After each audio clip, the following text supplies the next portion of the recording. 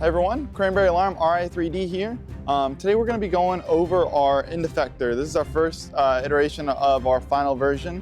And on here we have our Coral score and also our Algae dealgifier and also processor score. All coming up now on Fun Robotics Network. So let's go ahead and start. We're going to go start with the Algae system first. We're currently driving this with two Neos.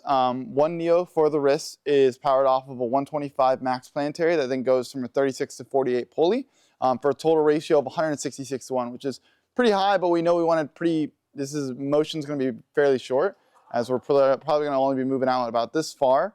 So we knew we wanted a pretty good control on it, so we went ahead and geared it up pretty high.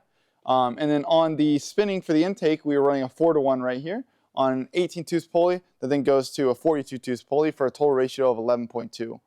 And we're running these 4-inch Thrifty Bot urethane wheels. We're running 4 of them in a certain configuration. We're not 100% sold on the configuration, as we're going to kind of figure out and play around with what configuration of these wheels works really best for us. But we wanted to go ahead and give this a try, and yeah, let's go ahead and get into it. So we'll drive it with the wrist right here to go and pop it out, kind of show the demonstration of how it moves out.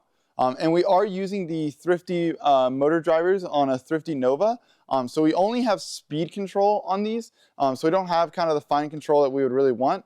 But I think it's pretty representative of how the kind of mechanism will work. And hopefully once we get it all set up and get some wires going to it, we'll be able to get some more fine control on it. But with it right here in this position, let's go ahead and pop the Algae in and simulate how it kind of would grab it. And you can kind of see here, we're dealing with a little bit of a belt issue with tensioning, but we just got to loosen our blocks to tension that right there to go and get through that. You can kind of see it holding right there. And it'll likely, the Algae will probably sit about a couple inches away from this edge, as this edge is our frame perimeter edge. So the Algae in the reef will sit right around here. So either we'll move the elevator up or we'll drive into it. But if we move the elevator up, it should hopefully be able to grab it like that, some sort. That about does it for our Algae.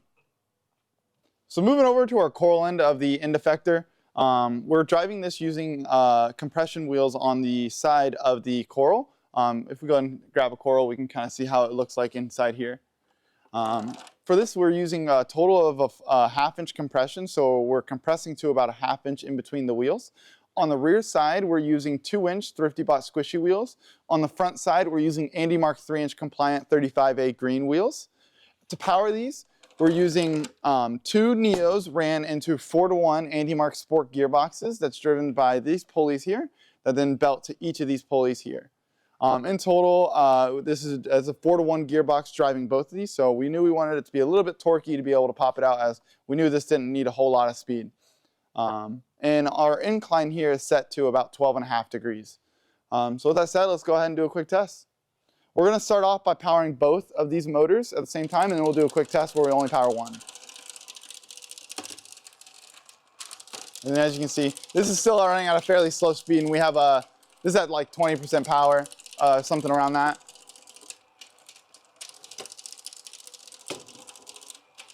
And you can see as Corey fed it in there at an angle, it kind of did a good job of adjusting it as it came in.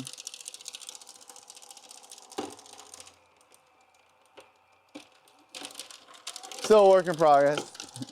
And then even if we come from this way, it does a good job. If we come from this way, it does a good job of taking it in. So let's go ahead and turn off one side, and we'll turn on one side and kind of show the spin effect that we have on the game piece. It's going to go this way. So that's one thing. When you don't power both sides, you get that angling effect. So I think it's going to be a matter of maintaining getting the wheel to this point, and then from there driving one speed. But I'll go ahead and support it on one side to demonstrate it getting through.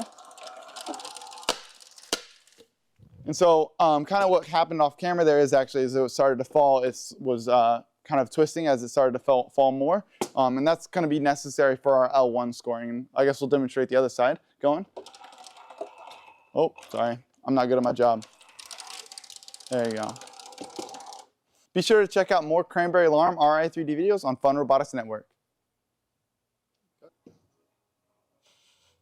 Oh no.